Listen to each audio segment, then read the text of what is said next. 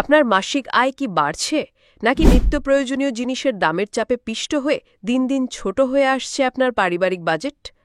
সরকারি চাকরিজীবীদের বেতন বাড়ানোর ঘোষণা এলেই বাজারে তার কী প্রভাব পড়ে? সত্যিই কি পে স্কেল ঘোষণার সাথে সাথেই হুহু করে বেড়ে যায় সবকিছুর দাম, নাকি এর পেছনের গল্পটা ভিন্ন? আজ আমরা এই বহুল আলোচিত বিতর্কের গভীরে যাব। দেখব পে স্কেল, মূল্যস্ফীতি আর আপনার আমার জীবনযাত্রার খরচের আসল সমীকরণ। শেষ পর্যন্ত দেখলে হয়তো এমন কিছু তথ্য জানতে পারবেন যা আপনাকে অবাক করতে পারে।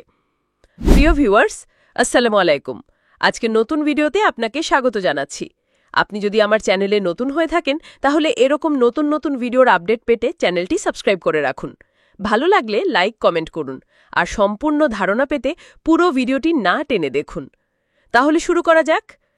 দীর্ঘ প্রায় এক দশক পর বাংলাদেশের সরকারি কর্মকর্তা কর্মচারীদের জন্য আবার গঠিত হয়েছে নতুন বেতন কমিশন বা পে কমিশন। অন্তর্বর্তীকালীন সরকারের উপদেষ্টা পরিষদ গত ২৪শে জুলাই এই কমিশন গঠন করে, যার নেতৃত্বে রয়েছেন সাবেক অর্থ সচিব জাকির আহমেদ খান। কমিশনকে আগামী ৬ মাসের মধ্যে তাদের সুপারিশ জমা দিতে বলা হয়েছে। এই সিদ্ধান্তের পেছনের মূল কারণ হিসেবে বলা হচ্ছে লাগামহীন মূল্যস্ফীতি। দীর্ঘ কয়েক বছর ধরেই উচ্চ মূল্যস্ফীতির কারণে সাধারণ মানুষের ক্রয় ক্ষমতা উল্লেখযোগ্যভাবে কমেছে। সরকারি কর্মচারীরাও এর বাইরে নন। জীবনযাত্রার ব্যয় বেড়ে যাওয়ায় তাদের প্রকৃত আয় কমে গেছে। এমন পরিস্থিতিতেই বেতন কাঠামোকে যুগোপযোগী করার এই উদ্যোগ নেওয়া হয়েছে। বর্তমানে দেশের প্রায় ১৫ লাখ সরকারি কর্মকর্তা কর্মচারী ২০১৫ সালের অষ্টম পে স্কেল অনুযায়ী বেতন ভাতা পাচ্ছেন। কিন্তু প্রশ্ন হল, নতুন পে স্কেল কি মূল্যস্ফীতির আগুনকে আরও উস্কে দেবে, নাকি এটি একটি যৌক্তিক সমন্বয়? সাধারণ মানুষের মধ্যে বেতন বৃদ্ধি নিয়ে যেমন আশা রয়েছে, তেমনি আছে মূল্যস্ফীতি আরও বেড়ে যাওয়ার ভয়। এই প্রশ্নের উত্তর খুঁজতে আমাদের একটু পেছনে ফিরে তাকাতে হবে। বাংলাদেশে এখন পর্যন্ত মোট ৮টি পে স্কেল বাস্তবায়িত হয়েছে। আমরা যদি বিগত ৩টি পে স্কেলের তথ্য বিশ্লেষণ করি তাহলে একটি মজার চিত্র দেখতে পাই। ষষ্ঠ পে স্কেল ২০০৫। ২০০৪-৫ অর্থবছরে যখন ষষ্ঠ পে স্কেল ঘোষণা করা হয় তখন মূল্যস্ফীতি ছিল ৬.৩%। এর পরের বছরটা কিছুটা বেড়ে ৭.২% হয়, কিন্তু তার আগের বছর এই হার ছিল ৫.৭%। অর্থাৎ পে স্কেল ঘোষণার পর মূল্যস্ফীতিতে বড় কোনো উল্লম্ফন দেখা যায়নি, বরং এটি ছিল একটি স্বাভাবিক বৃদ্ধি। সপ্তম পে স্কেল ২০০৯। ২০০৭-৮ সালের বৈশ্বিক মন্দার সময়েও সরকার পে কমিশন গঠন করে এবং ২০০৯ সালে সপ্তম পে স্কেল ঘোষণা করা হয়। পে স্কেল ঘোষণার সেই অর্থবছরে ২০০৯-১০ গড় মূল্যস্ফীতি ছিল ৬.৯৪%, যা তার আগের অর্থবছরের ৬.৭%-এর চেয়ে সামান্য বেশি। এমনকি বৈশ্বিক মন্দার প্রেক্ষাপটেও পে স্কেল ঘোষণার ফলে মূল্যস্ফীতি লাগাম ছাড়া হয়নি। ২০১৫ পে স্কেল। সবচেয়ে চমকপ্রদ তথ্য পাওয়া যায় সর্বশেষ পে স্কেলের ক্ষেত্রে। ২০১৫ ডিসেম্বরে যখন অষ্টম পে স্কেল ঘোষণা করা হয়, সেই অর্থ বছরে ২০১৫-১৬ মূল্যস্ফীতি ছিল ৫.৯২%।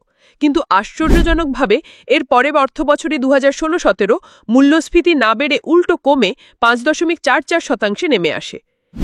এই তথ্যগুলো পরিষ্কারভাবে বলছে যে পে স্কেল ঘোষণার সাথে মূল্যস্ফীতি বেড়ে যাওয়ার যে সাধারণ ধারণা প্রচলিত আছে তার কোনো শক্ত ভিত্তি নেই। কঠোরভাবে প্রতিবাদ করছি এটার। আমরা আর্থিক সংকটের মধ্যে আছি, এই দেশের সাধারণ মানুষ এতটা সংকটে আছে, সেইখানে আমাদের এই প্রজাতন্ত্রের কর্মচারী, আমরা যাদেরকে সরকারি কর্মকর্তা কর্মচারী বলি, তাদের মহার্ঘ ভাতা দেয়া এটা অত্যন্ত প্রতিবাদযোগ্য একটা পদক্ষেপ। এই জাতি যখন কষ্ট করবে, প্রতিটা মানুষকে সেই কষ্টের ভাগ নিতে হবে। বাংলাদেশ ব্যাংকের বিভিন্ন সময়ের গবেষণাতেও দেখা গেছে যে মূল্যস্ফীতির পেছনে আন্তর্জাতিক বাজারে তেল ও খাদ্যের মূল্যবৃদ্ধি, প্রাকৃতিক দুর্যোগ, রাজনৈতিক অস্থিরতা এবং সরবরাহ ব্যবস্থার মতো অনেক জটিল কারণ জড়িত। পে স্কেল এক্ষেত্রে একমাত্র বা প্রধান নিয়ামক নয়। এবার আসা যাক বেতন বৈষম্যের প্রশ্নে। সরকারি খাতের বেতন বাড়লে বেসরকারি খাতেও তার প্রভাব পড়ে, কিন্তু বাস্তবতা হল গত এক দশকে দুই খাতের বেতনের পার্থক্য চোখে পড়ার মতো বেড়েছে। বেসরকারি ব্যাংকগুলোর দিকে তাকালে দেখা যায় একজন ম্যানেজমেন্ট ট্রেনি অফিসার বা এমটিও পদে যোগ দিয়েই এখন মাসিক প্রায় ৪২,০০০ থেকে ৭০,০০০ টাকা পর্যন্ত বেতন পাচ্ছেন। এক বছর পর চাকরি স্থায়ী হলে যা বেড়ে দাঁড়ায় প্রায় ৮০,০০০ টাকারও বেশি। অন্যদিকে দেশের সবচেয়ে মেধাবী শিক্ষার্থীরা বিসিএস পরীক্ষার মতো কঠিন ধাপ পেরিয়ে যখন সরকারের প্রথম শ্রেণীর কর্মকর্তা হিসেবে যোগ দেন, তখন ২০১৫ সালের পে স্কেল অনুযায়ী তাদের মূল বেতন মাত্র ২২,০০০ টাকা। সব মিলিয়ে যা দাঁড়ায় প্রায় ৩৩,০০০ টাকা থেকে ৩৮,৩৫০ টাকা। এই পার্থক্য সময়ের সাথে সাথে আরও বাড়ছে। একইভাবে দেশে সবচেয়ে বড় রপ্তানি খাত তৈরি পোশাক শিল্পে শ্রমিকদের ন্যূনতম মজুরি 2013, 2018 এবং সর্বশেষ 2023-এ ধাপে ধাপে বাড়ানো হয়েছে। বেসরকারি গবেষণা প্রতিষ্ঠান সিপিডির তথ্য অনুযায়ী তাদের রিসার্চ অ্যাসোসিয়েট পদের বেতনও গত 10 দশকে প্রায় 45% বেড়েছে। একদিকে বেতন কাঠামোর এই অবস্থা, অন্যদিকে আকাশ ছোঁয়া জীবনযাত্রার ব্যয়।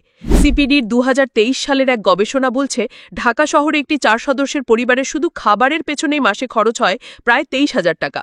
বাসা ভাড়া, চিকিৎসা, যাতায়াত এবং অন্যান্য খরচ তো রয়েছে। বিভিন্ন সমীক্ষা অনুযায়ী ঢাকায় একটি পরিবারের মাসিক খরচ প্রায় 1,80,000 টাকা ছাড়িয়ে যেতে পারে। এই পরিস্থিতিতে সরকারি সর্বনিম্ন অর্থাৎ 20তম গ্রেডের একজন কর্মচারীর মূল বেতন মাত্র 8,250 টাকা।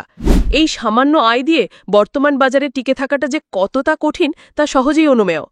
অর্থনীতিবিদেরা বলছেন, পে স্কেল ঘোষণার ফলে মূল্যস্ফীতিতে কিছুটা মনস্তাত্ত্বিক চাপ তৈরি হয়। কিছু অসাধু ব্যবসায়ী এই সুযোগে পণ্যের দাম বাড়িয়ে দেন। তবে সরকারের কঠোর বাজার নিরীক্ষণ ব্যবস্থার মাধ্যমে এটি নিয়ন্ত্রণ করা সম্ভব।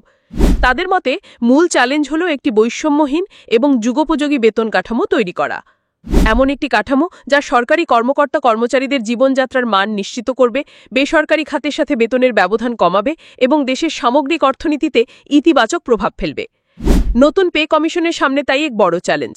তাদের সুপারিশের উপর নির্ভর করছে দেশের লক্ষ লক্ষ সরকারি কর্মজীবীর ভবিষ্যৎ এবং একই সাথে অর্থনীতির স্থিতিশীলতা।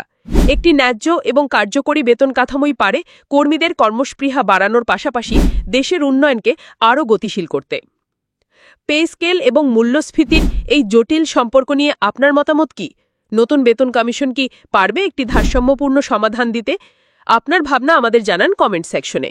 ভিডিওটি ভালো লাগলে লাইক করুন এবং আরও এমন তথ্যবহুল প্রতিবেদনের জন্য আমাদের চ্যানেলটি সাবস্ক্রাইব করে রাখুন। ধন্যবাদ।